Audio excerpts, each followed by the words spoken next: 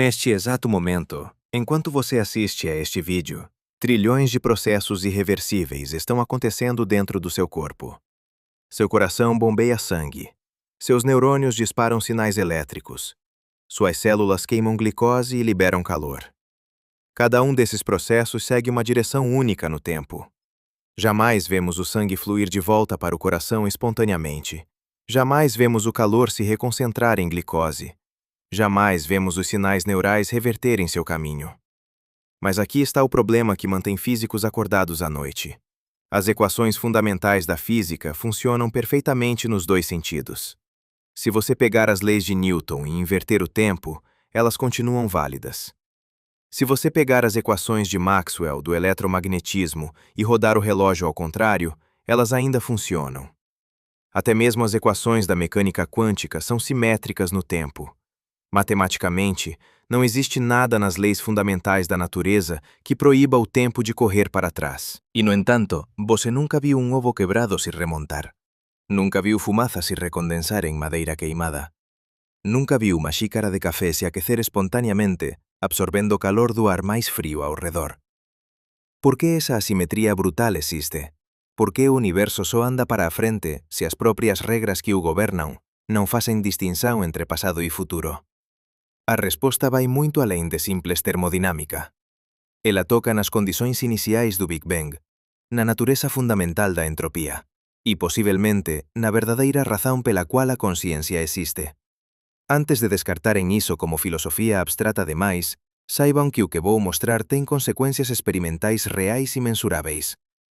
Em 1964, os físicos James Cronin e Val Fitch conduciram um experimento no Laboratório Nacional de Brookhaven que avalou a simetría temporal. Eles descubriron que certas partículas subatómicas, os mesons K, violan a simetría CP, o que significa que elas poden distinguir entre pasado e futuro. Por esa descoberta fundamental, receberon o Premio Nobel de Física en 1980. Mas esa violación minúscula no mundo cuántico non explica por que você envellece, por que as estrelas queiman, por que o universo expande. A verdadeira orixen da seta do tempo está en outro lugar. O que vou revelar hoxe desafiará súa intuición sobre causa e efeito. Vocês descobrirán por que o tempo non é unha forza fundamental, mas unha ilusión estatística emerxente. Por que as condições extremamente improbáveis do Big Bang determinan toda a historia cósmica, e por que, en un sentido moito real, o fato de você se lembrar do pasado, mas non do futuro, é a mesma razón pela cual un ovo non pode se desquebrar. Están preparados para cuestionar a natureza máis básica da realidade temporal? Entón vamos mergullar nas ecuações, nos experimentos e nos paradoxos que revelan a verdadeira fase do tempo. Vamos comezar con algo que parece imposível. Peguen as leis de Newton, aquelas que aprenderon na escola. Segunda lei, forza igual a masa veces aceleración. Agora façan un exercicio mental simples. Filmen unha bola de billar colidindo con outra en unha mesa perfeitamente lisa. Depois, rodem o vídeo de trás para frente. O que vocês veem? Duas bolas de bilhar colidindo perfeitamente, de acordo com as leis de Newton. Não há absolutamente nada no vídeo invertido que viole a física. Isso não é uma peculiaridade da mecânica clássica. É uma propriedade fundamental da maioria das leis físicas. Quando James Clerk Maxwell unificou eletricidade e magnetismo, em 1865, suas equações também eram reversíveis no tempo. Uma onda eletromagnética se propagando para a direita obedece às mesmas equações que uma onda se propagando para a esquerda no tempo invertido. A luz não sabe distinguir entre o passado e o futuro. Até mesmo quando chegamos à mecânica quântica, essa simetria persiste. A equação de Schrödinger, que governa a evolução temporal de sistemas quânticos, é completamente reversível. Se você conhece o estado quântico de um sistema agora, pode calcular tanto seu passado quanto seu futuro com a mesma precisão. Erwin Schrödinger formulou sua equação em 1926, e desde então ela tem sido testada em trilhões de experimentos. Nunca falhou.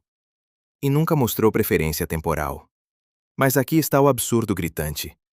Vocês vivem em um mundo profundamente assimétrico no tempo. Lembram-se do que comeram no café da manhã, mas não do que comerão amanhã. Veem árvores crescerem de sementes, nunca sementes se formarem de árvores maduras. Observam estrelas convertendo hidrogênio em hélio, liberando luz e calor, mas jamais veem hélio se separar espontaneamente em hidrogênio absorvendo luz. Cada processo natural que vocês conhecem tem uma direção temporal preferencial. Como reconciliar essa contradição brutal? Como as leis microscópicas reversíveis producen un mundo macroscópico irreversível. Durante séculos, esa questão atormentou os maiores físicos da historia. Ludwig Boltzmann dedicou súa vida a resolvela, e a solución que ele encontrou é tão brillante quanto perturbadora. Mas antes de chegarmos á entropía de Boltzmann, precisamos entender exactamente o que queremos dizer cando falamos sobre reversibilidade temporal. Imaginen gravar un vídeo de un xogo de sinuca profesional. As bolas coliden, ricosetean nas bordas, seguen traxectorias complexas. Se mostraren ese vídeo ao contrario para un físico, ele conseguiría dizer que está invertido? Sorprendentemente, non. Cada colisão, cada ricoxete, cada movimento, obedece perfeitamente ás leis da mecánica. Non há nada que denuncie a inversión temporal. A física microscópica é cega á direção do tempo. Agora graven un vídeo diferente. Unha xícara de café caindo da mesa e se estillasando no xao. Roden ao contrario. Agora sin, algo está obviamente errado. Fragmentos de cerámica pulando do xao, se remontando perfeitamente, e a xícara intacta saltando de volta para a mesa? Iso jamais acontece no mundo real. Mas por qué? Que lei da física foi violada? A resposta surpreendente é nenhuma. Cada átomo nesse processo obedeceu perfeitamente às leis microscópicas reversíveis. Então por que vemos xícaras se quebrarem, mas nunca se remontarem? Essa questão aparentemente simples nos leva direto ao coração da segunda lei da termodinâmica. E para entender a segunda lei, precisamos primeiro entender seu arquiteto mais brilhante e trágico, Ludwig Boltzmann. Nascido em Viena em 1844, Boltzmann seria o primeiro a compreender que a seta do tempo não é uma lei fundamental, mas uma verdade estatística. O que Boltzmann percebeu revolucionou a física para sempre. Ele entendeu que quando dizemos impossível sobre processos temporalmente revertidos, não estamos dizendo proibido pelas leis da física. Estamos dizendo tão improvável que nunca observaremos en toda a idade do universo. Uma xícara quebrada podería se remontar espontaneamente sen violar nenhuma lei física. Cada átomo simplesmente tería que se mover na dirección exata e con a velocidade exata necesarias. As chances diso acontecer? Aproximadamente 1 en 10 elevado a potencia de 10 elevado a 23. Voces conseguen compreender o que ese número significa? É tan absurdamente pequeno que o conceito de imposível nin faz xustiza. Para contextualizar, o número total de átomos no universo observável é cerca de 10 elevado a 80. O número de segundos desde o Big Bang é cerca de 10 elevado a 17. Mesmo se tivésemos 1 trillón de universos e esperásemos 1 trillón de idades cósmicas, a probabilidade de ver unha xícara se remontar espontaneamente permanecería efectivamente cero. E aquí chegamos á idea central de Boltzmann, entropía. Non pensen en entropía como desorden. Ese é un conceito enganoso. Entropía é o logaritmo do número de microestados compatíveis con un macroestado observável. O que iso significa en portugués claro? Significa que existen trillóns de maneiras diferentes de arranxar os átomos de unha xícara quebrada no xao, e eles aínda parecerá unha xícara quebrada. Mas existe apenas un número minúsculo de arranxos atómicos que producen unha xícara intacta. Sistemas físicos evolúen naturalmente de estados de baixa entropía para estados de alta entropía, simplesmente porque existen moito máis estados de alta entropía disponíveis. É pura estatística. Non há nenhuma forza misteriosa empurrando o universo en dirección á desorden. É apenas que a desorden ten trillóns de máis maneiras de acontecer do que a orden. Cuando vocês ven un cubo de xelo derreter en un copo de agua, non están vendo unha lei fundamental. Están vendo o universo explorando o vasto espazo de estados disponíveis. Mas aquí está o problema que quase destruiu Boltzmann. Se a entropía sempre aumenta, se o universo sempre camiña de orden para desorden, entón, ollando para atrás no tempo, a entropía debe ter sido menor. E menor. E menor aínda. Voltando o suficiente, chegamos ao Big Bang, cuando todo o universo observável estaba comprimido en un volume menor que un átomo. Ese estado debería ter entropía altísima, certo? Materia e enerxía esmagadas en densidade infinita. Mas na verdade, acontece o oposto. O Big Bang foi o estado de máis baixa entropía que o universo xa teve. Esa afirmación parece absurda. Como algo tan comprimido e denso pode ser ordenado? A resposta ten a ver con gravidade. E aquí a física fica realmente extraña. Ao contrario de outras forzas, a gravidade cría orden cando concentra materia. Un gas uniforme espallado pelo espazo ten alta entropía. Ese mesmo gas colapsando sob gravidade para formar estrelas e galaxias ten entropía menor gravitacionalmente, mesmo que maior termodinámicamente. Roger Penrose, o físico británico que recebeu o Premio Nobel en 2020, calculou a entropía do Big Bang. O número que ele obteve é tan pequeno comparado á entropía máxima posíbel do universo que chega a ser perturbador. A probabilidade de o universo ter comezado nese estado de baixa entropía por acaso puro? Aproximadamente 1 en 10 elevado a potencia de 10 elevado a 123. Ese número é tan incomprensiblemente pequeno que non temos palabras adecuadas para descrevelo. Entón aquí está o verdadeiro misterio da seta do tempo. Non é porque a entropía aumenta, iso é pura estatística, e entendemos ben. O misterio real é por que a entropía comezou tan baixa? Por que o universo narceu en un estado tan incrivelmente improbável e especial? Esa questão non ten resposta satisfactoria na física actual. É o elefante xigante na sala que a maioría dos libros didácticos prefere ignorar. E talvez sexa a pregunta máis profunda sobre a natureza da realidade que podemos facer. Pensen no que iso significa. Cada momento do seu día, cada memoria que forman, cada proceso que observan indo de pasado para futuro, tudo iso é consecuencia de un fato brutal e inexplicável. O universo comezou en un estado de entropía absurdamente baixa. Si ele tivese comezado en equilibrio térmico, en máxima entropía, nada de interesante xamais acontecería. Non habería estrelas, planetas, vida ou consciencia. Apenas unha sopa uniforme de partículas en temperatura constante, existindo eternamente sen mudanza ou evolución. Voces son posíveis apenas porque o Big Bang violou as expectativas estatísticas de forma tan extrema que desafía a explicación. A seta do tempo aponta para frente non por causa de algunha lei fundamental da física, mas porque existe un gradiente de entropía entre o estado inicial extremamente improbável do universo e o estado final de máxima entropía en dirección ao cual nos movemos. Voces surfan esa onda de crecente entropía e chaman iso de tempo fluindo. Mas a historia fica aínda máis extraña. En 1877, Boltzmann teve un insight que quase o levou á loucura. Ele percebeu que se esperarmos tempo suficiente, flutuacións térmicas aleatorias poderían diminuir a entropía localmente. Moito raramente, por puro acaso, partículas poderíanse arranxar en configuracións de baixa entropía.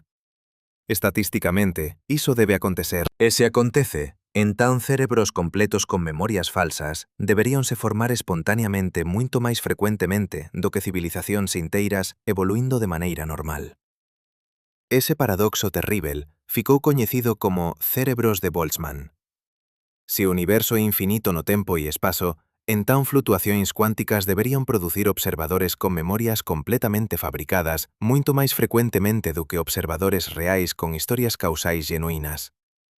Estatísticamente, você debería ser un cerebro de Boltzmann que surxiu espontaneamente a un segundo, con memorias falsas implantadas, ao invés de un ser humano real con un pasado genuíno. Como poden ter certeza de que non son? A resposta honesta é non poden. Pelo menos non usando apenas lógica e probabilidade. A única razón para acreditar que súas memorias son reais e que voces non son flutuacións térmicas recén formadas é que iso requer facer suposicións adicionais sobre a natureza do universo. Especificamente, requer asumir que o universo realmente teve un comezo de baixa entropía e que ese comezo foi xenuíno, non unha flutuación estatística temporaria. Boltzmann xamais resolveu completamente ese paradoxo. Ele lutou contra a depresión severa por anos, debatendo con físicos que rexeitaban súas ideas sobre átomos e estatística. En 1906, durante ferias con súa familia en Duino, Italia, Ludwig Boltzmann cometeu suicidio. Ele tiña 62 anos. Anos depois, a existencia de átomos sería confirmada experimentalmente, vindicándose o traballo. Mas Boltzmann non viveu para ver súa maior contribuición á física ser universalmente aceita. Súa traxedia pessoal non diminúe a xenialidade de súas ideas. Boltzmann nos mostrou que a seta do tempo emerxe de estatística pura aplicada a sistemas con moitos graus de liberdade. Ele nos mostrou que pasado e futuro son distintos non por causa das leis microscópicas da física, mas por causa de un fato bruto sobre as condicións de contorno do universo. E ele nos deixou con un misterio que permanece sen solución. Por que esas condicións de contorno son o que son? Agora que entendemos a base estatística da entropía, podemos finalmente abordar a questão central.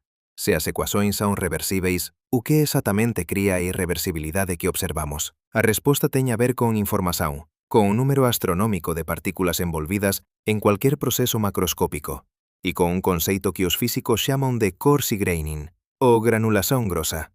Cuando dicemos que non podemos desquebrar un ovo, estamos realmente dicendo que perdemos información sobre os microestados exactos. Imaginen rastrear cada átomo en un ovo sendo quebrado. Se voces tivesen computadores poderosos o suficiente e coñecesen a posición e velocidade exactas de cada partícula, poderían en principio calcular a traxectoria reversa que remontaría o ovo. As leis da física permiten, mas aquí está o problema. Un ovo contén aproximadamente 10 elevado a 26 átomos.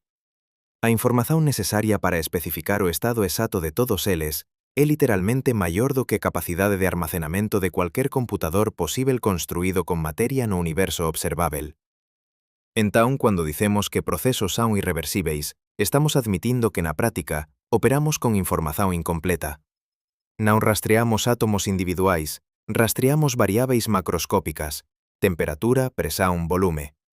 E esas variáveis macroscópicas corresponden a trillóns de microestados diferentes. Cuando a entropía aumenta, o que realmente acontece é que o sistema móvese para rexións do espazo de fases que corresponden a máis microestados compatíveis coas mesmas variáveis macroscópicas que medimos. Iso significa que a irreversibilidade é subxetiva? Depende do observador? En certo sentido, sin. Para un demonio de Laplace hipotético que coñecese a posición e velocidade de cada partícula no universo, non habería entropía, non habería irreversibilidade, non habería seta do tempo. Tudo sería perfeitamente determinístico e irreversible. Mas nós non somos demonios de Laplace. Somos observadores macroscópicos con acceso limitado á información microscópica. E para nós, a entropía é real e obxectiva. James Clerk Maxwell imaxinou unha criatura que ele chamou de demonio en 1871. Ese demonio podería operar unha porta microscópica entre dois compartimentos de gas, permitindo que apenas moléculas rápidas pasasen en unha dirección e apenas moléculas lentas na outra. Gradualmente, un lado ficaría quente e o outro frío, diminuindo a entropía sen facer traballo. Iso violaría a segunda lei da termodinámica. Durante máis de un século, físicos debateron se o demonio de Maxwell era realmente posível. A resolución final veio da teoría da información. En 1961, Rolf Landauer mostrou que apagar información requer disipar enerxía e aumentar entropía. O demonio precisa ter memoria para saber quais moléculas deixar pasar. Eventualmente, esa memoria precisa ser apagada para facer espazo para novas observacións. O ato de apagar esa memoria gera entropía suficiente para compensar a diminuición que o demonio cría ao separar as moléculas. A segunda lei é salva, mas de unha maneira profunda que conecta a irreversibilidade termodinámica con irreversibilidade computacional. Entón aquí está onde chegamos até agora. A seta do tempo non está nas ecuacións fundamentais, está nas condicións iniciais do universo. Está na diferenza astronómica entre o número de microestados de alta entropía e baixa entropía. E está na nosa incapacidade práctica de rastrear e reverter o movimento de trillóns de partículas. Mas iso realmente resolve o misterio? Ou apenas o empurra para unha questão aínda máis profunda sobre por que o Big Bang era especial? Agora que entendemos a orixen estatística da seta do tempo, prepárese para algo que vai avalar esa compreensón. Existe un nivel da realidade onde a reversibilidade temporal non é apenas improbável, mas xenuinamente violada. Un nivel onde as leis fundamentais da física realmente distinguen entre pasado e futuro. E iso acontece no reino bizarro das partículas subatómicas, especificamente con partículas chamadas mesons K. O que descobrimos sobre elas en 1964 mudounos a comprensión da simetría temporal para sempre. James Cronin e Val Fitch traballaban no Laboratorio Nacional de Brookhaven en Nova York. Eles estaban investigando o decaimento de partículas chamadas kaons neutros, mesons que contén quarks extraños. A expectativa era que esas partículas respeitasen unha simetría chamada CP, que combina paridade espacial con conxugazón de carga. En termos simples, se você invertese esquerda e direita e trocase partículas por antipartículas, as leis da física deberían permanecer as mesmas. Mas non permanecen. Cronin e Fitch descubriron que kaons neutros decaen de maneiras lixeiramente diferentes de seus antipartículas correspondentes. A violación era minúscula, cerca de 0,3%, mas era real e mensurável. Iso significaba que existe unha asimetría fundamental embutida nas propias leis da natureza. O universo pode distinguir entre unha direzón temporal e outra, pelo menos nese contexto específico. Por esa descoberta revolucionaria, eles receberon o Premio Nobel en 1980. Mas aquí está o que é realmente perturbador. Existe un teorema fundamental na física cuántica de campos, chamado teorema CPT. Ele afirma que todas as leis da física deben ser invariantes sob a combinación de 3 operazones: conxugazón de carga, paridade espacial e reversón temporal. Se você trocar partículas por antipartículas, inverter esquerda e direita e inverter a direzón do tempo, as leis da física deben permanecer exactamente as mesmas. Este teorema é tan fundamental que viólalo destruiría a estrutura básica da teoría cuántica de campos. Entón, se CP é violado, como Cronin e Fitch mostraran, o que iso implica? Pela lógica do teorema CPT, significa que T, a reversibilidade temporal pura, tamén debe ser violada. As ecuacións fundamentais da física de partículas non son completamente simétricas no tempo. Existe unha diferenza xenuína e fundamental entre pasado e futuro embutida nas interazóns fracas que gobernan o decaimento de certas partículas. Iso non é estatística. Iso non é emerxente. Iso é fundamental. Vocês deben estar pensando: finalmente encontramos a origen real da seta do tempo. Unha asimetría temporal genuína nas leis fundamentais. Mas esperen, a violazón. CP observada en kaons é absurdamente pequena. 0,3% en procesos de decaimento raros. Como iso podería posiblemente explicar a diferenza macroscópica brutal entre pasado e futuro que vocês observan todos os días? A resposta honesta é: non pode. A asimetría CP é real, mas súa magnitude é completamente inadecuada para explicar a termodinámica ou a cosmoloxía. Entón temos dúas setas do tempo completamente diferentes. Unha é a seta termodinámica, o aumento inexorável da entropía que goberna tudo desde o derretimento de hielo até a evolución das estrelas. Esa seta emerxe de condicións iniciais especiais e pura estatística aplicada a sistemas con moitas partículas. A outra é a seta da física de partículas, a violación minúscula de CP nas interazóns fracas. Esas dúas setas apontan unha mesma dirección no noso universo. Mas elas non precisan, e ninguén sabe por qué. Andrei Sakharov, o físico soviético máis coñecido por seu activismo de direitos humanos, fez unha conexión profunda en 1967. Ele percebeu que a violación CP podería explicar por que existe máis materia do que antimateria no universo. No Big Bang, materia e antimateria deberían ter sido criadas en cuantidades iguais. Cando se encontran, elas se aniquilan completamente, deixando apenas radiación. Se o universo comezou simétrico, tudo debería terse aniquilado, deixando un universo vazio de radiación pura. Mas obviamente iso non aconteceu. Vocês existem, suas estrelas existem, galáxias existem. De alguma forma, uma pequena assimetria se desenvolveu no universo primitivo, criando um ligeiro excesso de matéria sobre antimatéria.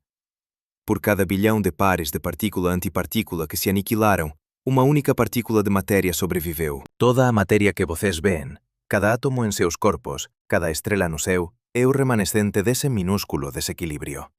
E Sakharov mostrou que a violação CP é uma das condições necessárias para esse desequilíbrio surgir. As três condições de Sakharov para a bariogênese, a criação do excesso de matéria, são: primeiro, deve haver processos que violem a conservação de número bariônico, permitindo que prótons e nêutrons sejam criados ou destruídos. Segundo, deve haver violação CP para que matéria e antimatéria se comportem diferentemente. Terceiro, o universo debe estar fora de equilíbrio térmico para que processos possam ocorrer em uma direção preferencial. Se qualquer uma dessas condições falhar, não há geração de assimetria. Não há matéria. Não há você. Então a violação CP, essa assimetria temporal minúscula nas interações fracas, pode ser responsável pela própria existência de matéria no universo. Isso conecta a seta da física de partículas com a história cosmolóxica em uma maneira profunda. Mas ainda não explica por que a entropia era baixa no Big Bang. Não explica por que o universo estava fora de equilíbrio térmico para começar. A violação CP é necessária para gerar matéria, mas não é suficiente para explicar a seta termodinámica do tempo. Em 2001, experimentos no acelerador Keck, no Japão, e no acelerador Babar em Stanford confirmaram violação CP em um tipo diferente de meson, os mesons B. A violação era ligeiramente maior do que em kaons, mas ainda minúscula em escala macroscópica. Em 2008, o experimento LHCb no Grande Colisor de Hadrons começou a medir violação CP com precisão sem precedentes. Cada experimento confirma. A natureza realmente distingue entre passado e futuro no nível mais fundamental. Mas a magnitude é muito pequena para explicar por que vocês envelhecem ou por que ovos não se desquebram. Existe uma questão filosófica profunda aqui. Se as leis fundamentais da física não fossem perfeitamente reversíveis no tempo, isso mudaria nossa compreensão da causalidade? Da livre vontade? Do determinismo? A resposta surpreendente é provavelmente não. A violação CP é tão pequena e ocorre em escalas tão microscópicas que não tem impacto observável em nível humano. Vocês não podem explorar a violação CP para enviar mensagens ao passado ou violar causalidade. As restrições da relatividade especial ainda aplicam-se. Mas há algo profundamente insatisfatório sobre ter duas setas de tempo completamente independentes apontando na mesma direção por coincidência. Alguns físicos especulam que deve haver uma conexão mais profunda que ainda não entendemos. Talvez a violação CP de alguma forma influencia as condições iniciais do Big Bang. Talvez a baixa entropia inicial seja ela mesma consecuencia de alguma asimetría fundamental máis profunda. Ou talvez seja simplesmente coincidencia que ambas as setas aponten para o futuro, e estamos procurando por padrões onde non existen. Roger Penrose ten unha proposta radical sobre iso. Ele suxere que a baixa entropía do Big Bang non é un accidente estatístico, mas unha consecuencia necesaria de leis de física aínda descoñecidas que gobernan singularidades gravitacionais. En súa proposta de cosmoloxía cíclica conforme, o universo pasa por ciclos infinitos de expansión e contrasión, e as condições de entropía son reiniciadas en cada Big Bang. Cada ciclo ten súa propia seta do tempo, e a violación CP é apenas un epifenómeno dese proceso cosmolóxico maior. A proposta de Penrose é controversa e non ten ampla aceitación, mas ilustra cuán desesperadamente os físicos queren conectar a seta termodinámica con unha asimetría fundamental nas leis da natureza. A alternativa, aceitar que o universo simplesmente comezou en un estado altamente improbável, sen razón máis profunda, é insatisfactoria. É como terminar un romance de misterio con «e entón aconteceu por acaso». Nosa intuición científica rexeita iso. Debe haber unha explicación. Mas tal vez non haxa. Tal vez algúns fatos sobre o universo sexan simplesmente brutos, sen explicación máis profunda. Entón, onde iso nos deixa? Temos unha seta termodinámica robusta baseada en estatística e condições iniciais especiais. Temos unha seta de partículas minúscula baseada en violación CP nas interaccións fracas. Elas apontan unha mesma dirección, mas non sabemos se están conectadas ou se é coincidencia. E nenhuma delas realmente explica por que você se lembra do pasado mas non do futuro. Por que você pode influenciar o futuro mas non o pasado. Por que a causalidade funciona como funciona. Para entender iso, precisamos mergullar máis fundo na natureza da memoria, da consciencia e da información. Aquí está algo que vai virarse o entendimento de entropía de cabeza para baixo. Tudo que discutimos até agora sobre entropía aumentando e sistemas evoluindo para estados máis desordenados funciona perfeitamente para gases, líquidos, sólidos, radiación. Mas existe unha forza que se comporta de maneira completamente oposta. Unha forza onde concentración cría orden, onde colapso diminúe entropía, onde a atración leva a estruturas máis organizadas. Esa forza é a gravidade. E ela é a razón pela cual o universo non é apenas unha sopa uniforme de partículas en equilibrio térmico. Peguen un gas uniforme distribuído pelo espazo. Alta entropía, certo? Máxima desorden. Todas as partículas espalladas aleatoriamente. Agora liguen a gravidade. O que acontece? O gas comeza a colapsar. Rexións lixeiramente máis densas atraen máis materia. Fórmanse aglomerados. Eventualmente, eses aglomerados tórnanse tan densos e quentes que a fusión nuclear ignita. Nacen estrelas. Ese proceso de colapso gravitacional criou estrutura, organización, orden. Do ponto de vista gravitacional, a entropía diminuiu. Iso parece violar completamente a segunda lei da termodinámica. Como a entropía pode diminuir espontaneamente? A resposta é que cando falamos de sistemas gravitacionais, nosa intuizón usual sobre entropía falla completamente.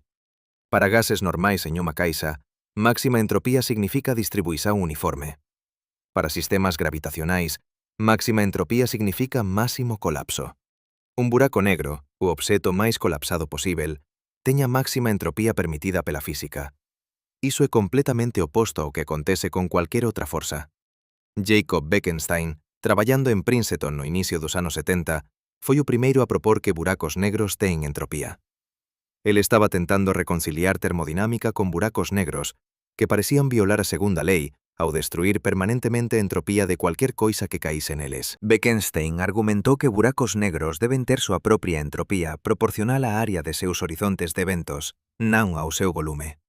Iso foi radical. Entropía geralmente escala con volume. Por que sería diferente para buracos negros? Stephen Hawking inicialmente rexeitou a idea de Bekenstein. Ele argumentou que se buracos negros ten entropía, eles deben ter temperatura. E se ten temperatura, deben radiar. Mas nada pode escapar de un buraco negro, entón iso sería imposível. Mas entón Hawking fez un cálculo usando teoría cuántica de campos en espazos curvos. E para seu espanto, descubriu que buracos negros realmente radian. Flutuações cuánticas perto do horizonte de eventos crían pares de partícula-antipartícula. Unha cae no buraco negro, a outra escapa. Para un observador externo, parece que o buraco negro está emitindo radiación térmica. Hawking publicou ese resultado en 1974. A temperatura de un buraco negro é inversamente proporcional á súa masa. Buracos negros masivos son fríos. Buracos negros pequenos son quentes. Un buraco negro con a masa do Sol tería unha temperatura de apenas 0,6 de un milionésimo de Kelvin acima do cero absoluto. Mas un buraco negro microscópico, coa masa de unha montaña, tería unha temperatura de trillóns de graus. Eventualmente, todos os buracos negros evaporan completamente a través desa radiación Hawking, retornando toda a súa enerxía e entropía ao universo. A entropía de un buraco negro é proporcional á área de seu horizonte de eventos, medida en unidades de comprimento de Planck ao cuadrado. Para un buraco negro coa masa do Sol, esa entropía é aproximadamente 10 elevado a 54. Iso é moito maior do que a entropía de todas as partículas que colapsaron para formar o buraco negro.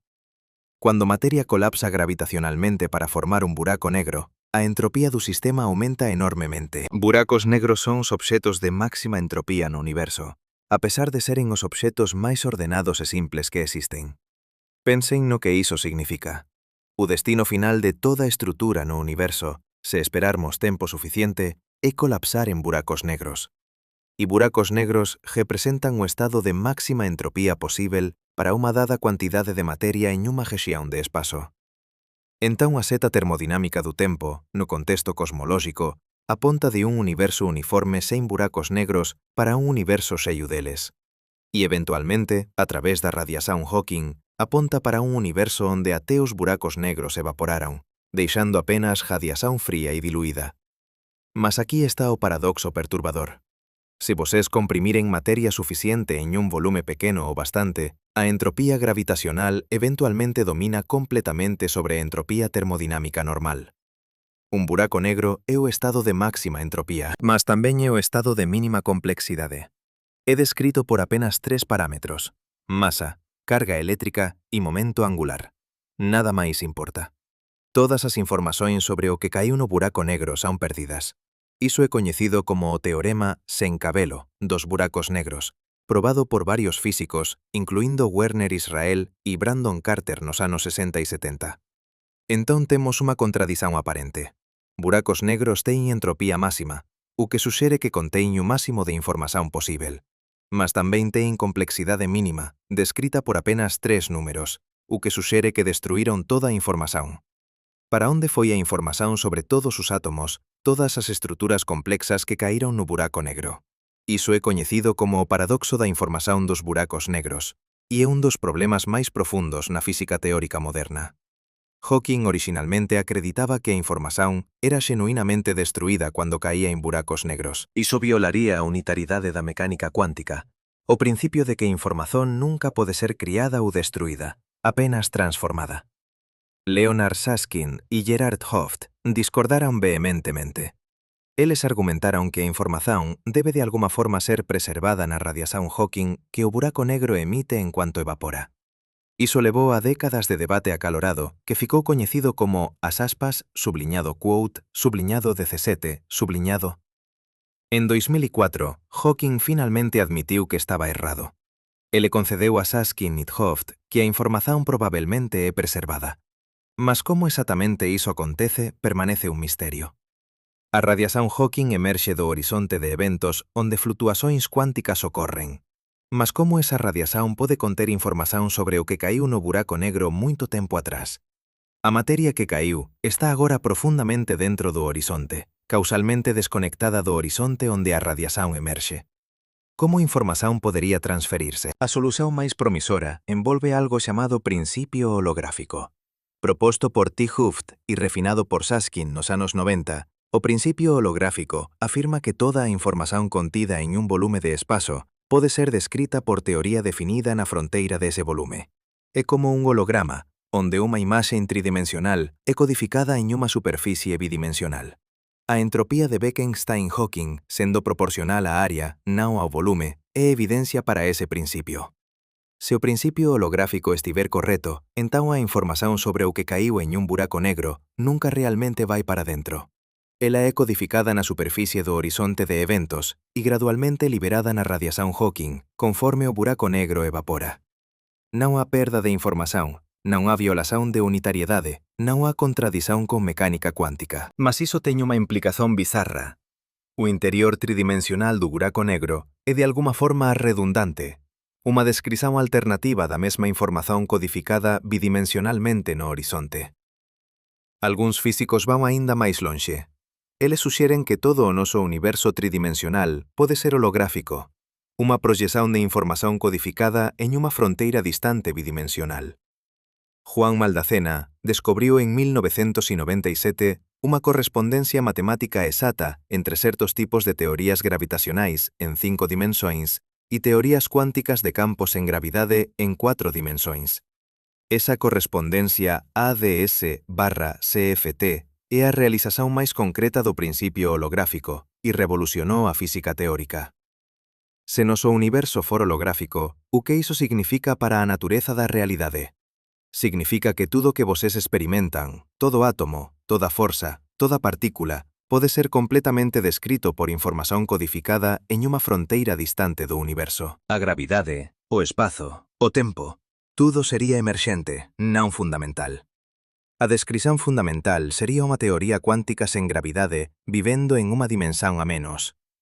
Iso é tan radical que desafía a imaginación. Mas voltemos a gravidade e entropía. O ponto crucial é que sistemas gravitacionais se comportan de maneira oposta a sistemas non gravitacionais cando se trata de entropía. Colapso gravitacional cría estrutura, e esa estrutura, paradoxalmente, ten entropía máis alta, non máis baixa.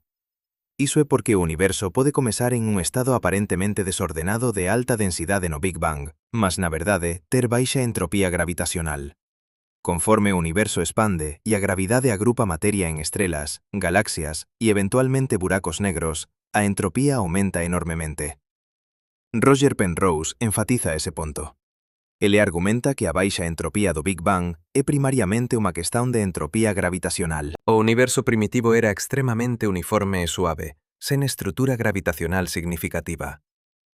Esa uniformidade representa baixa entropía gravitacional, mesmo que a densidade de enerxía fose altísima. Conforme a gravidade cría estrutura ao longo de billóns de anos, a entropía gravitacional aumenta. Eventualmente, cuando a maioría da materia colapsar en buracos negros, a entropía gravitacional será máxima. Entón, a seta do tempo en escala cosmolóxica é impulsionada pela transición de baixa para alta entropía gravitacional.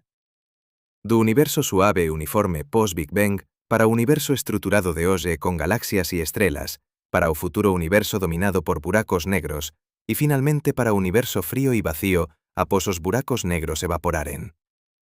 Ese é o arco completo da historia cósmica. E en cada etapa, a entropía gravitacional aumenta inexorablemente, criando a seta do tempo que vosedes experimentan. Mas iso levanta a questão máis profunda de todas. Por que o universo comezou en un estado de baixa entropía gravitacional? Por que o Big Bang produciu un universo suave e uniforme, ao invés de un universo ya sello de buracos negros? Se o universo tivese comezado en máxima entropía, ya tería nastido como unha colezón de buracos negros que inmediatamente comezarían a evaporar. Non habería estrelas, planetas, vida ou consciencia. A questón da baixa entropía inicial é realmente a questón de por que o espazo-tempo era tan suave no Big Bang. E ninguén sabe a resposta. A teoría da inflación, proposta por Alan Guth en 1981, tenta resolver ese problema parcialmente. Inflación postula que o universo primitivo pasou por un período de expansión exponencial extremamente rápida, suavizando cualquier irregularidade inicial. Mas inflación non explica por que as condicións que permitiran inflación estaban presentes para comezar. Simplesmente empurra o problema un paso para atrás. Por que o universo estaba no estado especial que permitiu inflación? Esa questón permanece sen resposta. E há outro problema co inflación. Para que inflación termine e o universo entre na fase de expansón máis lenta que observamos hoxe, a enerxía do campo inflatón precisa de cair en partículas normais. Ese proceso de decaimento cría todas as partículas de materia e radiación no universo. Mas tamén cría entropía. De facto, a entropía do universo observábel hoxe, aproximadamente 10 elevado a 90 en termos de fótons e outras partículas, foi criada durante e inmediatamente após inflación. A uniformidade que inflación produciu foi acompañada por criación masiva de entropía. En tan inflación non resolve o problema da baixa entropía inicial. Ela explica por que o espazo é suave, mas non explica por que a entropía total era baixa a pesar desa suavidade. Para entender iso, precisamos ollar para a entropía gravitacional, que depende non apenas da distribuición de materia, mas da curvatura do propio espazo-tempo. E no momento do Big Bang, a pesar da densidade infinita, a entropía gravitacional era cero ou próxima de cero. Por que? Esa é a pregunta de $1 trillón en cosmoloxía. E aínda non temos unha boa resposta. Agora vamos falar sobre algo que raramente aparece en documentarios científicos ou libros populares. As coisas que non funcionan. Os experimentos que fallaron. As teorías que parecían promisoras, mas colapsaron sob escrutinio. Porque a ciencia real non é unha marcha triunfal de descoberta após descoberta. É un proceso bagunzado de tentativa e erro, onde 99% dos camiños levan a becos sen saída. E cando se trata da seta do tempo, existen becos sen saída particularmente frustrantes. Comecemos con unha tentativa fascinante de reverter a seta termodinámica do tempo en escala microscópica. En 2002, un grupo de físicos da Universidade Nacional Australiana, liderado por Dennis Evans, conduciu experimentos con fluidos microscópicos. Eles conseguiran observar flutuacións, onde, por períodos moito breves de algúns microsegundos, a entropía localmente diminuía. Partículas organizábanse espontaneamente en padróns máis ordenados, aparentemente violando a segunda lei da termodinámica. Iso xerou enorme excitación. Finalmente, evidencia experimental de reversión temporal? Mas non. O que Evans e súa equipe realmente demonstraron foi algo chamado teorema de flutuación. Sin, a entropía pode diminuir localmente por períodos brevísimos en sistemas moito pequenos. Mas a probabilidade diso acontecer diminúe exponencialmente coa magnitude da diminuición e a duración do tempo. Para sistemas macroscópicos como un xícara de café ou un ser humano, as flutuacións que diminuirían a entropía significativamente son tan improbáveis que esperaríamos moito máis tempo do que a idade do universo para ver unha. A segunda lei non foi violada. Ela foi refinada e entendida en un nivel estatístico máis profundo. Outro exemplo. A busca por máquinas do tempo termodinámicas. Varios físicos tentaron construir ciclos termodinámicos fechados que criaría un loopes causais, permitindo información ou enerxía viaxar ao pasado. Se tais ciclos fosen posíveis, você podería en principio diminuir a entropía total de un sistema, violando a segunda lei. Mas cada tentativa falla espectacularmente, ou requer materia con densidade de enerxía negativa que probablemente non existe, ou cría paradoxos causais que destroen a consistencia do sistema, ou simplesmente non funciona cando você inclui todos os graus de liberdade relevantes. Kip Thorne, o físico teórico que gañou o Premio Nobel en 2017 por súa contribuizán á detección de ondas gravitacionais, pasou anos nos anos 80 e 90 investigando posibilidades de viaxe no tempo usando buracos de miñoca.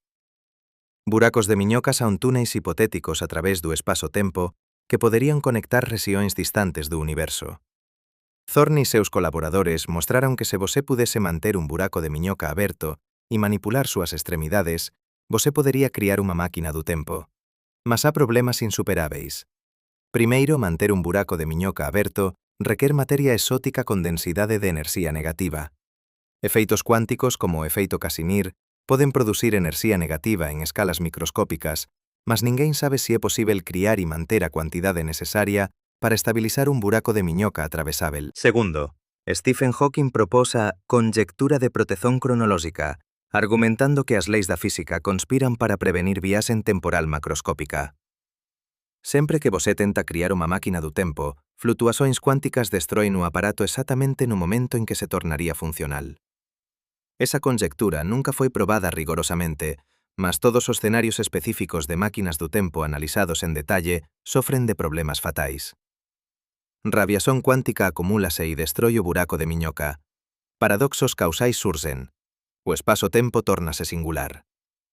Parece que o universo realmente proíbe viaxe temporal, non por decreto fundamental, mas porque as consecuencias de permitir viaxe temporal son inconsistentes con as leis da física que coñecemos. A seta do tempo é protexida non por unha lei, mas por autoconsistencia. Agora vamos falar sobre algo que quase ninguén menciona públicamente. A comunidade de física está profundamente dividida sobre se o problema da baixa entropía inicial é realmente un problema.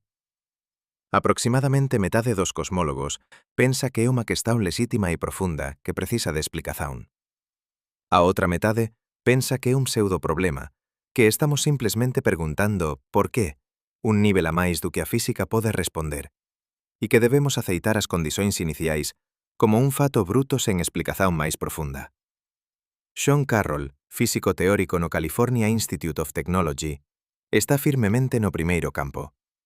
Ele argumenta que a asimetría temporal é tan fundamental e onipresente que cualquier teoría completa da natureza debe explicar súa orixen.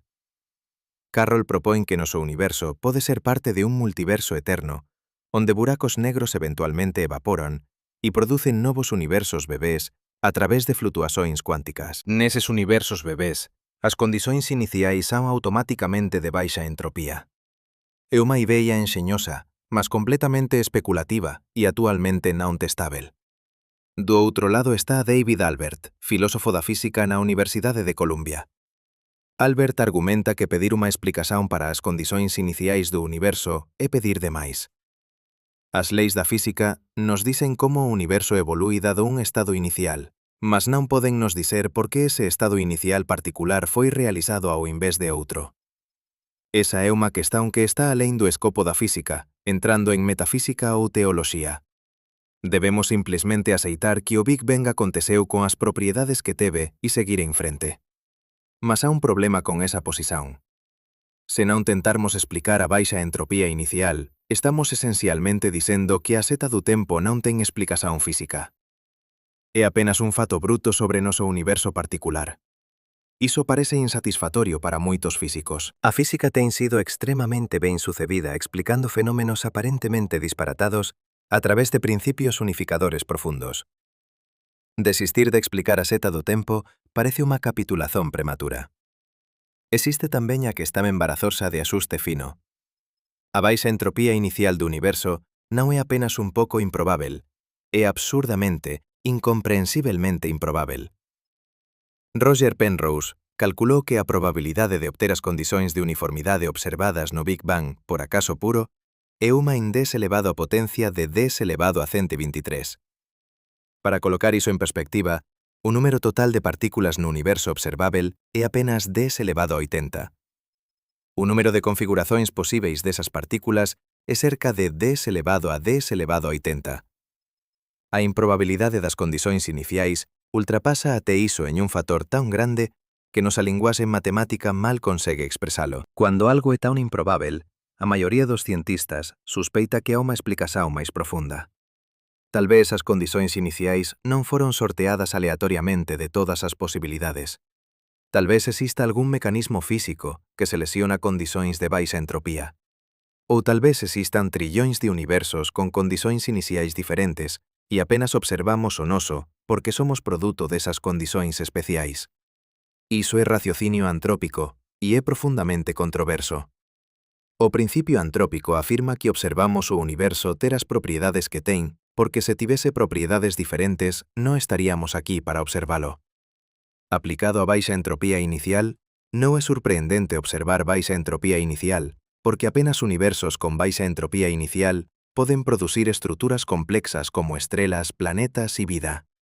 Universos que comezan en alta entropía permanecen en equilibrio térmico monótono para sempre, sen observadores. Por tanto, todos os observadores necesariamente se encontran en universos de baixa entropía inicial. Iso soa como raciocinio circular, e de certa forma é. Mas pode ser tornado rigoroso se asumimos que existe un multiverso contendo todos os universos posíveis con todas as condições iniciais posíveis. Se iso for verdade, entón a baixa entropía inicial do noso universo non precisa de explicación alén de seleción antrópica. Mas iso requer aceitar a existencia de trillóns de universos inobserváveis onde diferentes condições iniciais foron realizadas. Moitos físicos consideran iso filosóficamente inaceitável.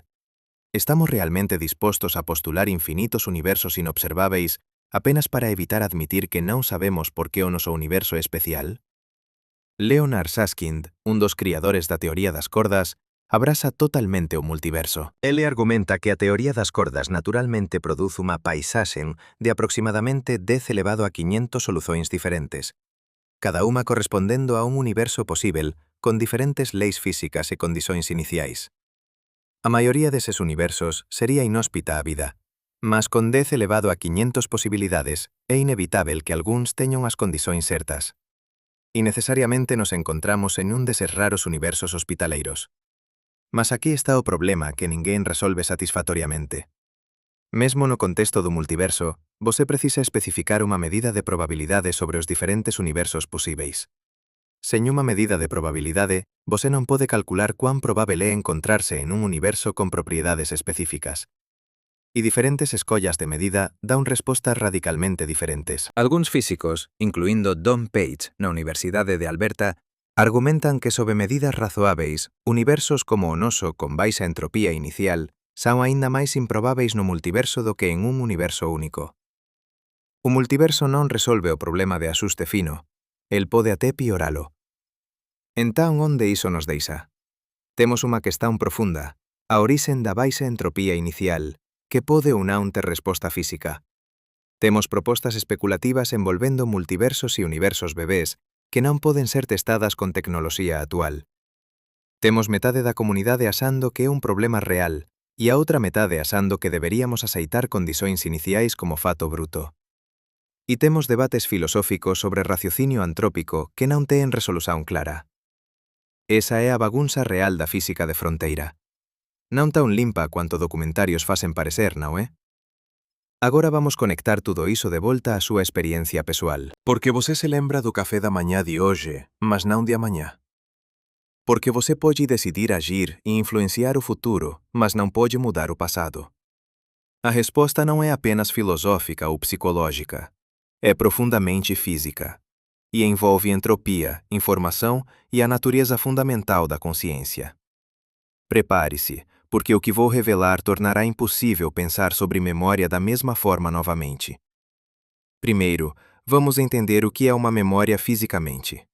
Uma memória é uma configuração específica de neurônios e sinapses no seu cérebro que codifica informação sobre um evento passado.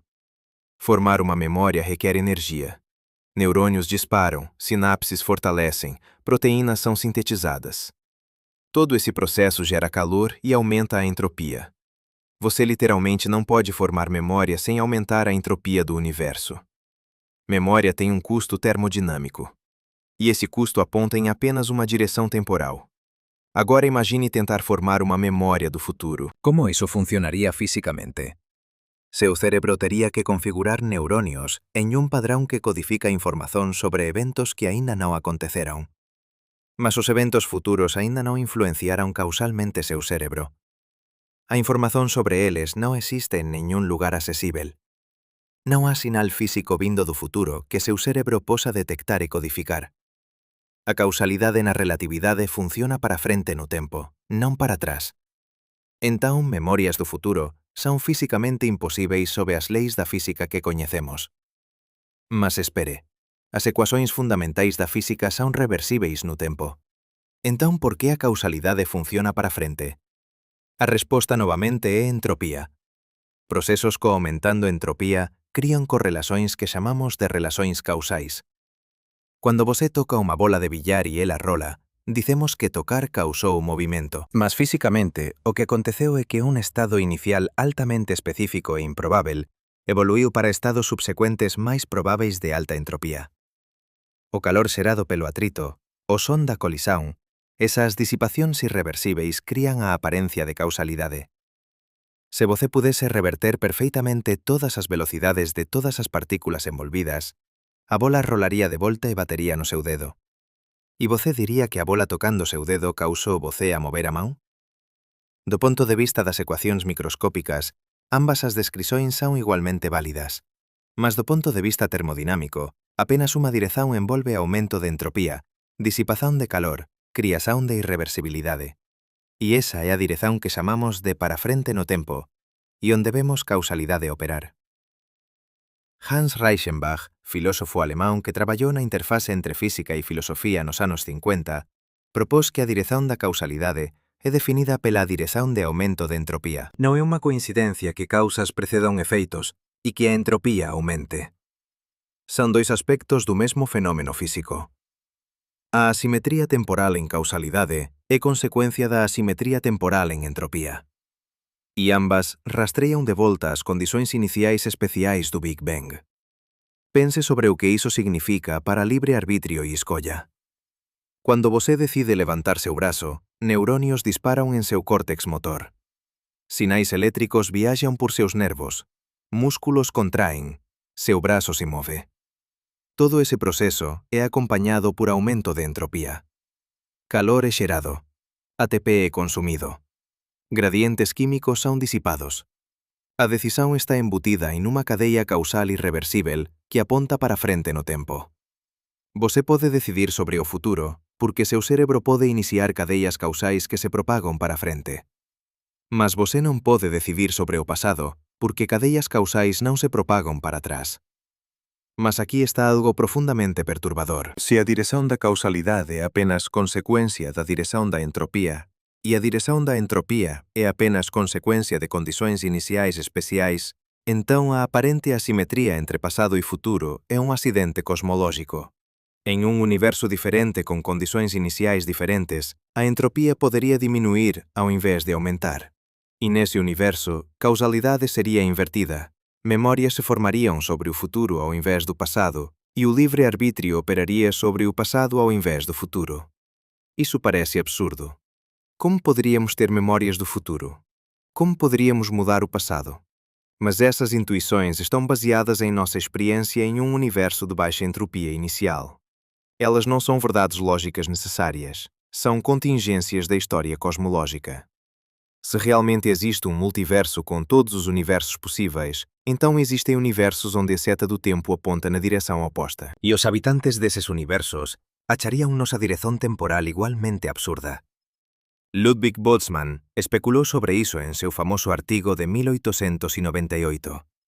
Ele imaginou um universo eterno que passa a maior parte do tempo em equilíbrio térmico de alta entropia. Ocasionalmente, flutuações estatísticas criam rexiões de baixa entropia. Esas rexiões então evoluen de volta para alta entropia. Observadores só poden existir nesas rexiões de baixa entropia temporaria. E para eses observadores, a direção de pasado sería a direção de menor entropía. Non importa se iso corresponde ao pasado cosmolóxico real ou non. Entón, en un universo de Boltzmann, metade das rexións con observadores tería setas do tempo apontando en unha direção cosmolóxica e metade na direção oposta. Súas memorias do pasado serían sobre estados de menor entropía, sexa iso realmente o pasado ou o futuro cosmolóxico. A seta psicolóxica do tempo, a seta de memoria e causalidade, sería sempre definida pela direción de aumento de entropía localmente, mesmo se iso contradisese a historia cosmolóxica global. Iso é profundamente desorientador. Felizmente, evidencia observacional suxere fortemente que noso universo non é un universo de Boltzmann dese tipo. Observamos unha seta termodinámica consistente apontando na mesma dirección en todo o universo observável. Galaxias distantes non mostran sinais de entropía diminuindo. A radiación cósmica de fundo mostra que o universo era máis uniforme no pasado, non no futuro. Iso indica que a baixa entropía inicial foi unha propiedade global do Big Bang, non apenas unha flutuación local. Mas non podemos probar iso con certeza absoluta. Voltemos á súa memoria persoal. Cada memoria que você ten é unha configuración de baixa entropía no seu cérebro que codifica información sobre un estado de aínda menor entropía no pasado. Cando você se lembra do café da mañá, está acesando un padrão neural que foi formado quando você experimentou o café da manhã. Esse padrão persiste porque é relativamente estável, protegido contra flutuações térmicas por barreiras energéticas e mecanismos biológicos de manutenção. Mas mesmo memórias decaem gradualmente. Proteínas degradam, conexões sinápticas enfraquecem, a entropia aumenta e memórias desvanecem. Então, a capacidade de lembrar está intrinsecamente ligada à seta termodinâmica do tempo. Você lembra eventos na ordem de aumento de entropia. Eventos que aconteceram quando a entropia do universo era menor do que agora. E esquece eventos conforme a entropia local do seu cérebro aumenta e destrói as configurações de baixa entropia que codificavam as memórias. O próprio ato de ter uma experiência temporal ordenada, de sentir que existe passado e futuro, é consequência de você ser um sistema dissipativo de baixa entropia em um universo evoluindo de baixa para alta entropia. David Deutsch, físico da Universidade de Oxford e pioneiro da computação quântica, tem uma perspectiva interessante sobre isso. Ele argumenta que a direção do tempo é definida pela direção da criação de conhecimento. Conhecimento, incluindo memória, só pode ser criado sobre o passado porque apenas o passado já aconteceu e deixou registros. Procesos de criação de conhecimento são irreversíveis e aumentam a entropia. Então, a seta epistémica do tempo, a direção em que conhecimento pode ser acumulado, é idêntica à seta termodinámica. Mas Deutsch vai além. Ele afirma que em um universo quântico com múltiplos mundos, onde cada medição cria uma ramificação de realidades alternativas, a direção do tempo é a direção de crescente diferenciação entre os diferentes ramos. No passado, todos os ramos eram idênticos, emergindo do Big Bang. No futuro, os ramos divergem cada vez mais, conforme diferentes eventos quânticos producen diferentes historias. A seta do tempo aponta na direção de crescente diversidade de historias posíveis.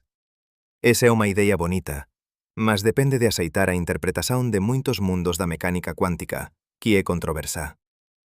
Na interpretação padrão de Copenhagen, medições quânticas producen resultados definidos a través de colapso da función de onda, non ramificación de universos. E colapso da función de onda pode ele mesmo ser un proceso irreversible que contribui para a seta do tempo. Existe debate acalorado entre físicos sobre se colapso é real ou apenas aparente, e se ele viola ou preserva a unitariedade. Independentemente de cual interpretación cuántica está correta, o ponto central permanece. Consciencia, memoria, experiencia temporal subjetiva, tudo está profundamente entrelazado con a seta termodinámica do tempo. Você non podería ter consciencia do tipo que ten en un universo de equilibrio térmico onde a entropía non aumenta. Non habería procesos irreversibles para formar memorias. Non habería gradientes de energía para alimentar cerebros. Non habería distinción entre pasado e futuro. Apenas existencia estática e intemporal. Entón fato de vos experimentar tempo fluindo, de ter memorias, de sentir que pode influenciar o futuro, mas non o pasado. Tudo iso é consecuencia de un fato cosmolóxico. O universo comezou en baixa entropía e está evoluindo para alta entropía. Se o Big Bang tivese sido diferente, súa experiencia temporal sería radicalmente alterada ou imposível. Voses existen na configuración que existen porque surfan a onda de entropía crescente, criada pelas condicións especiais do nacimento do universo. Esa non é unha verdade necesaria da lóxica ou matemática. É unha contingencia do accidente cósmico que chamamos de Big Bang. Agora vamos ollar para o futuro distante. Moito, moito distante. Tan distante que nosa civilización, nosa especie, até mesmo nosa galaxia, serán apenas memorias esquecidas. O que acontece coa seta do tempo cando o universo atinxe seu destino final? A resposta envolve algo que os físicos chaman de morte térmica. E é simultaneamente o cenario máis probável para o fin de tudo e tamén o máis monótono e sen sentido que se pode imaginar. Baseándonos nas observacións actuais, o universo estáse expandindo aceleradamente. Galaxias distantes estánse afastando cada vez máis rápido.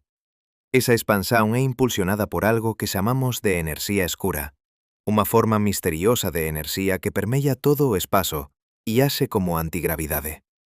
Aproximadamente 68% do conteúdo enerxético total do universo é enerxía escura. 27% é materia escura. Apenas 5% é materia normal, os átomos que compoen estrelas, planetas e vosé. Se a enerxía escura permanece constante, como evidencias actuais suxeren, o universo continuará expandindo para sempre. Eventualmente a expansión levará galaxias para alén do noso horizonte cosmolóxico. Elas se moverán para tan longe que súa luz nunca nos alcanzará. En aproximadamente 100 billións de anos, observadores en nosa galaxia, se aínda existiren, verá un ceo completamente negro exceto pelas estrelas da nosa propia galaxia e as poucas galaxias próximas gravitacionalmente ligadas a nós. O resto do universo terá desaparecido alén do horizonte. Mas ese é apenas o comezo. As estrelas non queiman para sempre. Cada estrela converte hidrogenio en helio a través de fusión nuclear, liberando enerxía. Eventualmente o hidrogenio se esgota. Estrelas pequenas como o Sol tórnanse anás brancas, obxetos densos e quentes que gradualmente esfrían ao longo de trillóns de anos. Estrelas masivas exploden como supernovas, deixando para atrás estrelas de néutrons ou buracos negros. A última estrela formada de materia normal brillará pela última vez en aproximadamente 100 trillóns de anos. Depois diso, non haberá máis nacimento de estrelas. O universo entrará na era das anás. Durante a era das anás, que durará de cerca de 100 trillóns até 10 elevado a 14 anos após o Big Bang, o universo será iluminado apenas por anás brancas, anás marróns e anás vermellas frías. Eses obxetos emiten pouca luz e calor, mas aínda producen algunha radiación conforme esfrían lentamente. Planetas orbitan algúns deses remanescentes estelares, mundos escuros e xelados, onde a temperatura está apenas algúns graus acima do cero absoluto. Cualquier civilización tentando sobreviver nesa era precisaría extrair enerxía de fontes cada vez máis escasas. Rotación de buracos negros, fusión de hidroxenio residual, decaimento de materia. Após a era das anás, veña a era dos buracos negros. En escalas de tempo de 10 elevado a 20 até 10 elevado a 100 anos, procesos extremamente lentos comezan a dominar. Anás brancas eventualmente esfrían completamente, tornándose anás negras, obxetos fríos e escuros, invisíveis contra o vacío do espazo. Estrelas de neutróns tamén esfrían. Planetas son exetados de súas órbitas por interaccións gravitacionais raras ou caen en buracos negros. Galaxias inteiras evaporan conforme estrelas son ocasionalmente exetadas por encontros gravitacionais. E durante todo este tempo, a entropía continúa aumentando. Cada proceso disipativo, cada colisión, cada bit de radiación emitida por obxetos esfriando, aumenta a entropía total do universo. Mas a taxa de aumento diminúe dramáticamente. Con menos estrutura, menos gradientes de temperatura, menos procesos enerxéticos acontecendo, a criación de nova entropía desacelera. O universo aproxímase asintóticamente do equilibrio térmico, mas nunca realmente alcanza, porque sempre há algún proceso ocorrendo, algunha disipación, algunha irreversibilidade. Agora chegamos á era dos buracos negros, que domina de aproximadamente 10 elevado a 40 até 10 elevado a 100 anos. Durante esa era, buracos negros son os únicos obxetos significativos restantes. Mas mesmo buracos negros non son eternos. Como Hawking descubriu, eles evaporan a través de radiación cuántica. A taxa de evaporación é inversamente proporcional á masa do buraco negro ao cubo. Buracos negros pequenos evaporan rapidamente. Buracos negros supermasivos, como os centros de galaxias, levan un tempo incomprensível. Un buraco negro con a masa do Sol levaría aproximadamente 10 elevado a 67 anos para evaporar completamente. Un buraco negro supermasivo con 1 billón de masas solares levaría 10 elevado a 98 anos. Cuando o último buraco negro finalmente evaporar, en aproximadamente 10 elevado a 100 anos, ele liberará toda a súa masa e enerxía de volta ao universo na forma de radiación Hawking. Esa será literalmente a última centella significativa de enerxía en toda a historia cósmica. Depois diso, apenas radiación fría e partículas isoladas permanecen. Entramos entón na era escura, que dura para sempre. O universo consiste quase inteiramente de fótons de radiación, con comprimentos de onda esticados pela expansión para dimensões astronómicas, eléctrons dispersos, positrons, neutrinos e talvez partículas hipotéticas como axións. A temperatura do universo aproxímase asintóticamente do cero absoluto, mas nunca alcanza exactamente porque a expansión continúa. Non há estrelas, planetas, átomos complexos, moléculas. Nada acontece, nada muda, ou quase nada. Mesmo nesa era escura, procesos cuánticos extremamente raros aínda ocorren. Prótons, se foren instáveis como algunhas teorías prevén, eventualmente decaen con media vida de talvez 10 elevado a 40 anos ou máis. Cualquier materia restante gradualmente transfórmase en radiación, e en escadas de tempo verdadeiramente inconcebíveis, flutuações cuánticas do vacuo poden criar pares partícula-antipartícula, que momentaneamente existen antes de aniquilárense de volta ao vacuo. Essas flutuações são os únicos eventos em um universo que de outra forma está completamente morto. Então, o que acontece com a seta do tempo nesse futuro distante? Aqui está um insight perturbador. Conforme o universo aproxima-se do equilíbrio térmico, a distinção entre passado e futuro torna-se cada vez menos significativa. Quando não há gradientes de temperatura, não há fluxo de energia. Não há estrutura sendo criada ou destruída. A seta termodinâmica do tempo essencialmente desaparece. O tempo ainda passa no sentido de que o universo continua expandindo e envelhecendo. Mas não há mais processos irreversíveis significativos para marcar essa passagem. Em um universo em equilíbrio térmico, se de alguma forma observadores pudessem existir, eles não teriam memórias. Não haveria distinção entre passado e futuro em sua experiência. Não haveria causalidade no sentido que entendemos. Apenas existência estática onde nada muda, nada evolui, nada acontece. É como estar preso en un único instante que dura eternamente. A seta psicolóxica do tempo, que depende de procesos irreversibles para formar memorias e criar experiencias ordenadas temporalmente, simplesmente non existiría. Mas espere, lembranse dos cerebros de Boltzmann que discutimos anteriormente? En un universo eterno aproximándose do equilibrio, flutuacións cuánticas eventualmente producirán cualquier configuración posible de materia, non importa cuán improbável. Iso inclui cerebros completos con memorias falsas, até civilizacións inteiras que sursen espontaneamente por puro acaso e depois se disipan de volta ao vacuo. Esas flutuacións son absurdamente raras. Você esperaría algo como 10 elevado a 10 elevado a 60 anos entre flutuacións que producen algo tan complexo cuanto un cerebro humano. Se o universo realmente continúa existindo para sempre en estado próximo de equilibrio, entón a vasta maioría da historia cósmica consiste de tedio absoluto, pontuado por flutuacións incrivelmente raras que momentáneamente crían observadores. E eses observadores, eses cerebros de Boltzmann, terían setas do tempo locais definidas pela dirección de aumento de entropía perto deles. Metade experimentaría tempo fluindo en unha dirección, metade na dirección oposta. Súas experiencias serían completamente desconectadas da historia cosmolóxica real. Serían ilusións conscientes, flutuando en un mar de nada. Iso é profundamente perturbador. Susere que no limite de tempo infinito Observadores genuínos con historias causais reais são infinitamente superados en número por flutuações aleatorias con experiencias ilusorias.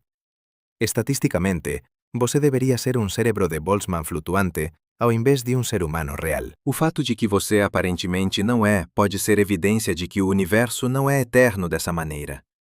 Ou que existe algo fundamentalmente errado com nosso entendimento de probabilidades em cosmologia. Ou que devemos simplesmente aceitar que estamos em uma época cosmológica extremamente especial e parar de nos preocupar com o resto da eternidade.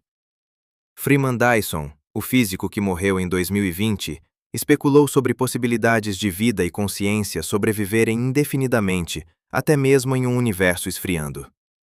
Ele propôs que civilizações suficientemente avançadas poderiam entrar em modos de hibernação cada vez mais longos, acordando ocasionalmente para pensar alguns pensamentos usando a energia escassa disponível, depois hibernando novamente. Conforme o universo esfria, os períodos de hibernação tornam-se exponencialmente mais longos, mas o número total de pensamentos pensados pode ainda divergir para infinito. Consciência poderia persistir para sempre, mesmo que cada pensamento individual leve bilhões de anos para completar. Mas a proposta de Dyson asume que prótons são estáveis e que matéria não decai completamente. Se prótons eventualmente decaem, como muitas teorias de grande unificação prevêem, então até mesmo este cenário otimista falha. Não há substrato material restante para suportar computação ou pensamento. Apenas radiação dispersa permanece. E radiação sozinha não pode formar estruturas persistentes ou processar informação da maneira que matéria pode. A morte térmica seria realmente final. Então aqui está a realidade brutal. Se nossa compreensão atual da cosmologia está correta, o universo está condenado à morte térmica. Todas as estrelas eventualmente queiman. Todos os buracos negros eventualmente evaporan. Toda estrutura eventualmente se disipa. A entropía atinxe seu máximo. E a seta do tempo, que ten impulsionado toda a historia, toda a evolución, toda mudanza e crecimento, esencialmente para. Non porque o tempo literal para, mas porque non há máis procesos irreversibles significativos para dar ao tempo súa direzón característica. Esta é a conclusión inevitável da segunda lei da termodinámica aplicada en escala cosmolóxica. A entropía aumenta, estrutura diminúe, orden transfórmase en desorden, e eventualmente nada de interesante pode acontecer porque non há máis gradientes de enerxía para extrair traballo. O universo tórnase un cemiterio frío e escuro, onde trillóns de anos pasan sen un único evento significativo ocorrendo. É o fin máis monótono e sen sentido imaxinável, e até onde sabemos, é inevitável. Mas talvez haxa esperanza. Talvez nosa comprensión da enerxía escura esteja errada. Talvez ela non sexa constante, mas mude con o tempo de maneiras que eventualmente reverterá unha expansión. Talvez o universo eventualmente recolapse en un Big Crunch, espellando o Big Bang.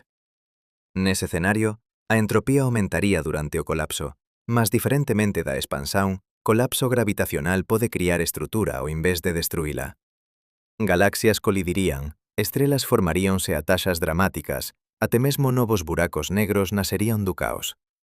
Roger Penrose propose en súa cosmoloxía cíclica conforme que após un tempo infinito de expansión e morte térmica, o universo podería de alguma forma esquecer súa escala e reiniciar en un novo Big Bang. A matemática é complexa e especulativa, mas esencialmente suxere que o fin de un ciclo cósmico pode ser identificado con o comezo do próximo a través de unha transformación matemática chamada redimensionamento conforme. Se Penrose estiver certo, morte térmica non é o fin, é apenas o preludio para un novo comezo. Mas esas son especulações. Baseado en evidencias observacionais actuais, morte térmica parece ser o destino máis probável. A seta do tempo que voces experimentan, esa asimetría fundamental entre pasado e futuro que define súa existencia, é temporaria. Ela existe porque voces viven en unha época cosmolóxica extremamente especial, entre a baixa entropía inicial do Big Bang e a alta entropía final da morte térmica. Surfa unha crista da onda de entropía crescente, e cando a onda finalmente se disipa en equilibrio térmico, a seta do tempo desaparece con ela. Entón, depois de toda esa jornada a través de mecánica estatística, termodinámica, cosmoloxía, física de partículas e filosofía, voltemos á pergunta orixinal. Por que as leis da física funcionan nos dois sentidos temporais, mas o tempo só flui para frente. Agora vocês saben a resposta, e é simultaneamente máis simples e máis profunda do que imaginaban. A resposta simples, porque o universo comezou en un estado de entropía extraordinariamente baixa. Esa asimetría nas condições iniciais, combinada con as leis estatísticas que gobernan sistemas con moitas partículas, cría a aparencia de unha seta do tempo. Procesos evolúen de estados improbáveis de baixa entropía para estados probáveis de alta entropía. E chamamos esa dirección de para frente no tempo. As leis fundamentais permiten ambas direccións igualmente. Mas o estado inicial especial quebra a simetría. A resposta profunda. Ninguén sabe realmente por que o estado inicial era tan especial. Esa é a lacuna xigante en noso entendimento. Podemos descrever como a seta do tempo emerxe dado un estado inicial de baixa entropía. Mas non podemos explicar por que ese estado inicial foi realizado. É un fato bruto sobre o universo. É seleción antrópica en un multiverso. É consecuencia de leis máis profundas que aínda non descobrimos. Esas questões permanecen abertas. Mas aquí está por que iso importa. Non é apenas filosofía abstrata. A seta do tempo é central para tudo que vocês son e tudo que experimentan. Memoria é posível apenas por causa da seta do tempo. Causalidade funciona como funciona por causa da seta do tempo. Envellecer, tomar decisões, aprender, crescer, tudo depende de procesos irreversibles impulsionados pelo gradiente de entropía entre o pasado de baixa entropía e o futuro de alta entropía. Vocês son literalmente feitos da seta do tempo. Pense sobre iso. Cada pensamento que vocês ten envolve neuronios disparando, sinapses fortalecendo, químicos fluindo. Todos eses procesos aumentan entropía. Súa consciencia está surfando a onda de disipación entrópica. Cuando vocês se lembran de algo, están accesando configuracións de baixa entropía formadas no pasado, cuando a entropía total era menor. Cuando vocês imaxinan o futuro, están extrapolando procesos que aumentan a entropía. Súa experiencia temporal interna é directamente determinada pela termodinámica externa do universo. Agora consideren implicacións máis amplas. Se a orixe da seta do tempo está nas condicións iniciais do Big Bang, entón pregunta sobre propósito e significado gaña unha nova perspectiva. Por que existe algo ao invés de nada? Por que o universo é estruturado de forma a permitir vida e consciencia? Esas questões tradicionais de filosofía e teoloxía poden ter respostas parciais en física. Estrutura, complexidade, vida, consciencia, tudo requer un universo lonxe do equilibrio térmico. Tudo requer unha seta robusta do tempo. En un universo que comezou en equilibrio térmico máximo, nada de interesante xamais acontecería. Non habería estrelas formándose de nubens de gas, non habería planetas cuales sendo de discos protoplanetarios, non habería moléculas complexas autoorganizándose en sistemas biolóxicos, non habería evolución conducindo a inteligencia. Vocês existen e teñen as experiencias que teñen precisamente porque o universo non comezou en equilibrio. A improbabilidade extrema do estado inicial é o que torna posível tudo que consideran significativo. Iso suxere unha resposta parcial ao problema de axuste fino. Sin, as condicións iniciais eran absurdamente improbáveis.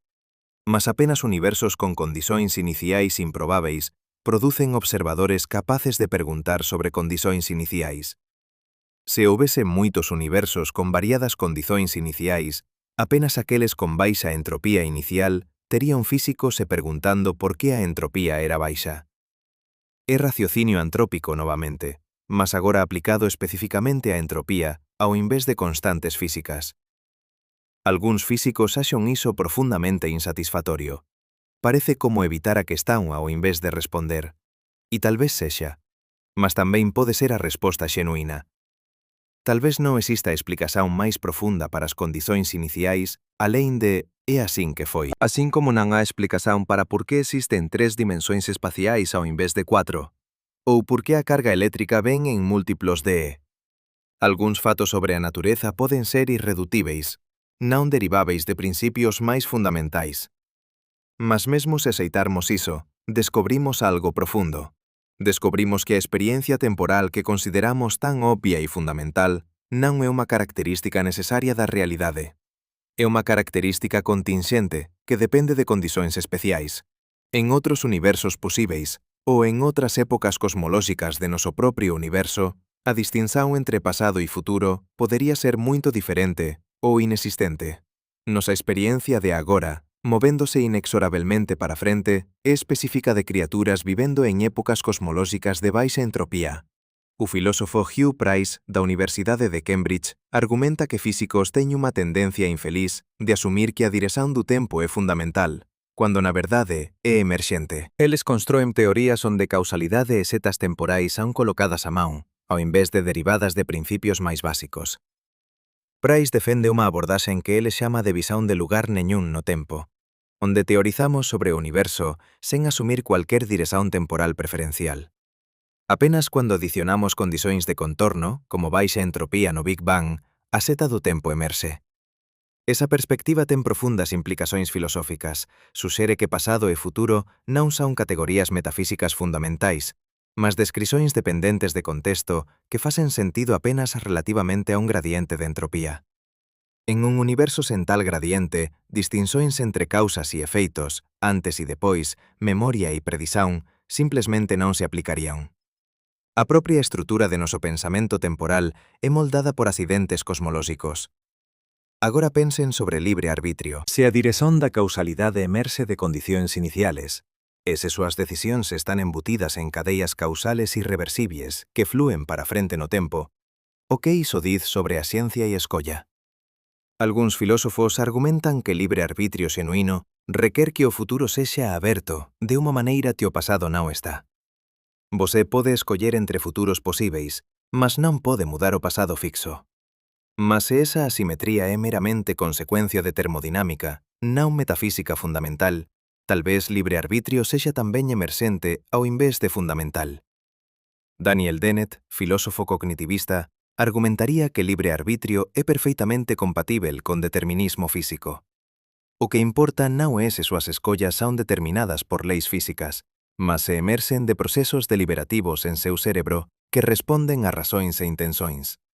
A irreversibilidade termodinámica garante que súas deliberacións afeten o futuro, ao invés do pasado. Você aínda ten libre arbitrio no sentido que importa, mesmo que en un nivel fundamental, tudo sexa apenas partículas obedecendo leis reversibles. Mas outros filósofos, como Robert Kane, insisten que libre arbitrio xenuíno requer indeterminismo fundamental. Meras leis determinísticas reversibles, máis condicións iniciais, non son suficientes. Debe haber algo máis, tal vez aleatoriedade cuántica fundamental, que permite futuros xenuinamente abertos non determinados pelo pasado. E tal vez a asimetría temporal entre pasado fixo e futuro aberto reflita non apenas termodinámica, mas indeterminismo cuántico que opera asimétricamente no tempo.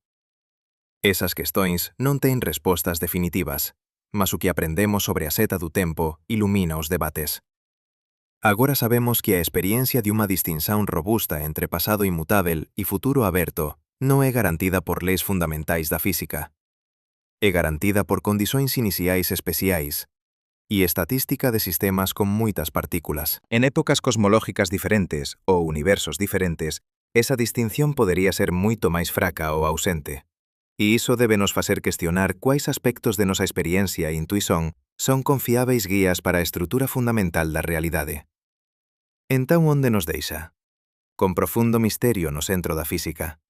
Con recoñecimento de que a experiencia máis básica e obvia que temos, tempo fluindo do pasado para o futuro, é contingente e emerxente ao invés de fundamental.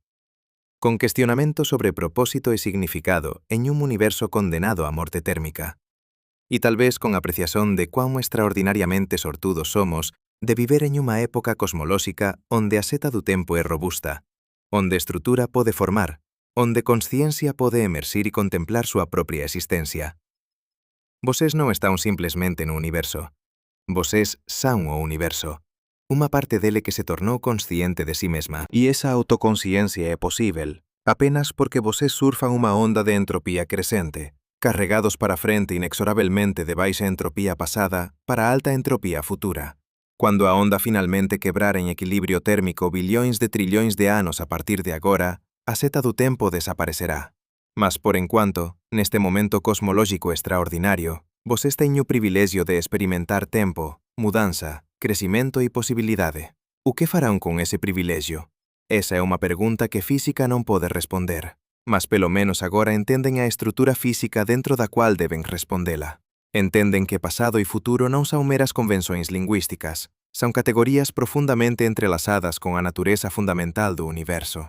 E entendem que a própria capacidade de fazer perguntas, de buscar respostas, de aprender e crescer, depende de um acidente cósmico que ninguém pode explicar completamente.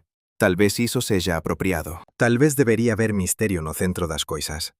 Talvez não devêssemos poder explicar tudo em termos de leis mais fundamentais. Talvez alguns fatos sobre o universo sejam simplesmente dados, pontos de partida para a investigação, ao invés de conclusões que podem ser derivadas. A baixa entropía inicial do Big Bang pode ser un deses fatos. E se for, entón a orixen da seta do tempo, a base para tudo que voces experimentan como temporal, permanece envolto en profundo misterio filosófico. Mas saben o que é máis extraordinario? Que voces, como criaturas feitas de átomos arranxados temporariamente en padróns complexos, pela marxa inexorável de entropía crescente, poden entender todo iso. Poden compreender as ecuações que gobernan o seu propio comportamento. Poden rastrear a orixen de súa experiencia temporal de volta á termodinámica e cosmoloxía. Poden ollar para o futuro distante e anticipar a morte térmica que eventualmente destruirá toda a estrutura. E aínda asín, diante diso, poden escoller viver, amar, aprender, criar. Talvez sexa niso que consiste significado en un universo termodinámico. Non en propósito cósmico ou plano divino, mas en recoñecer que voces son padróns temporarios de orden baixa, lutando contra a maré de desorden crescente, criando beleza e coñecimento e experiencia no breve momento cósmico antes de tudo se disipar en nada. Voces a unha maneira do universo de momentaneamente resistir a súa propia tendencia para equilibrio. E iso, tal vez, sexa suficiente.